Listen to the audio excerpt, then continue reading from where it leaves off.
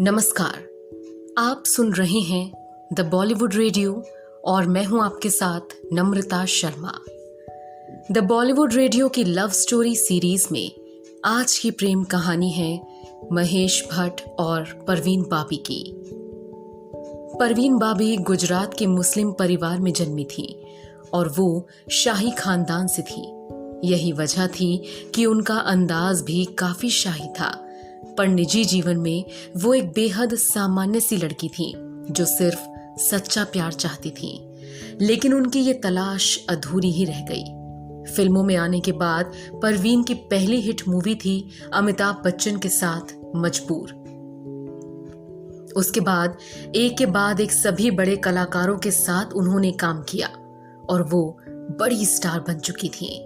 उस जमाने में परवीन का बिंदास अंदाज और बोल्ड इमेज उन्हें बाकी अदाकाराओं से अलग करती थी और इसी इमेज ने उन्हें उन फीमेल कलाकारों की लिस्ट में सबसे आगे खड़ा कर दिया था जो सबसे ज्यादा फीस लेती थी।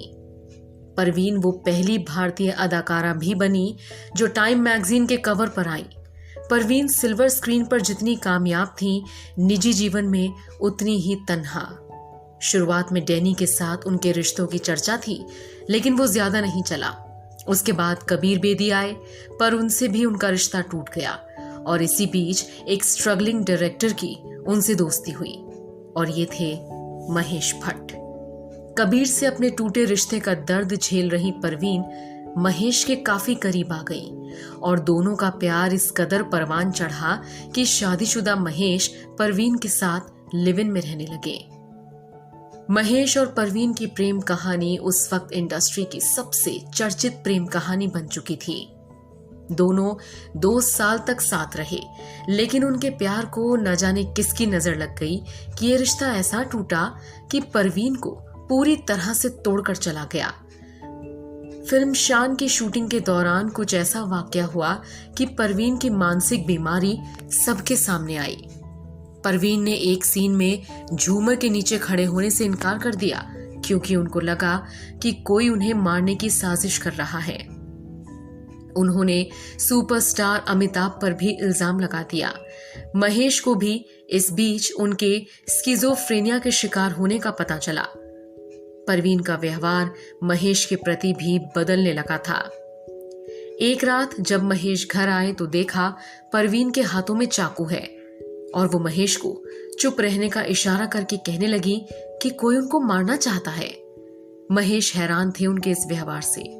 उनकी बीमारी के चलते उनके फिल्मी करियर पर भी असर होने लगा था। ये एक ऐसी बीमारी थी जिसका इलाज नहीं था। इलेक्ट्रिक शॉक से कुछ मदद मिल सकती थी, लेकिन उससे खतरा भी उतना ही था। महेश इसके पक्ष में नहीं थे और इसी वजह से उन पर इल्जाम लगे कि वो परवीन के स्टारडम का लाभ लेने के लिए उनका सही इलाज नहीं करवाना चाहते हैं। महेश ने इन बातों की परवाह नहीं की और वो परवीन को बेंगलोर भी लेके गए ताकि प्राकृतिक माहौल में उन्हें कुछ फर्क पड़े, लेकिन उनकी हालत नहीं सुधरी। यहां तक कि वो अब महेश पर भी शक करने लगी थी कि वो भी उनको मारना चाहते हैं। खाना या दवा खाते समय वो महेश को पहले कहती कि वो खाएं ताकि उनको भरोसा हो सके कि इसमें जहर नहीं है। महेश परवीन की हालत को लेकर काफी परेशान थे क्योंकि वो उनसे बेहद प्यार करते थे। लेकिन एक रात कुछ ऐसा हुआ कि ये रिश्ता टूट गया। महेश परवीन से किसी बात पर नाराज होकर बाहर जाने लगे तो परवीन उनके पीछे भागी और जब महेश ने पलटकर देखा तो परवीन के बदन पर कपड़े तक नहीं थे। महेश के प्यार की दीवानगी और बीमारी की इस ऐसी सनक ने महेश को परेशान कर दिया।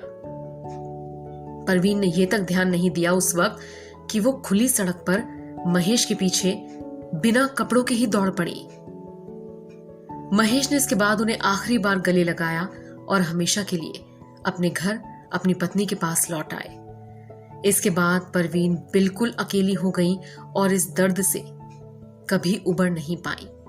कई लोग महेश को ही परवीन की इस हालत का जिम्मेदार मानते हैं। महेश अपने काम में व्यस्त होते चले गए और परवीन गुमनामी के अंधेरों में खोती चली गई। महेश ने अपने और परवीन के रिश्तों पर फिल्में भी बनाई और अपने प्यार को कभी छुपाया भी नहीं। परवीन शांति की तलाश में अमेरिका चली गई, धर्म की शरण में। लेकिन 10 साल बाद वो वापस मुंबई लौटी। उनकी बीमारी वैसी ही थी, क्योंकि वो अपने फ्लैट में भी अकेले रहते हुए किसी से मिलती नहीं थी, और यहाँ तक कि वो दूध और अंडे भी बाहर रखवा देती थी और बाद में लेती थी। एक रोज उनके घर के बाहर जब दूध और अंडे यूं ही पड़े दिखे तो पता चला कि उन्हें रिसीव करने वाली परवीन की मौत हो गई है और उनका शव बुरी हालत में था। उनके शव को किसी ने क्लेम नहीं किया, परिवार भी सामने नहीं आया, और तब भी महेश अपने प्यार की खातिर सामने आए और उनका अंतिम संस्कार किया।